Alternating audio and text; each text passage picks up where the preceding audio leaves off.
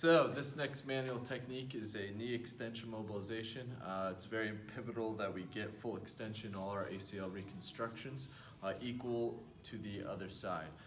So sometimes not the most comfortable thing, but it is very important that we get it.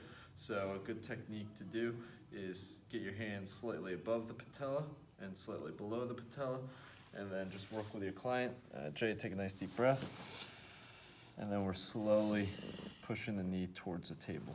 Try to hold for a couple seconds, breathe out, and then release. Again, try and do a couple rounds of that. Make sure you get full extension. Again, just work with your client.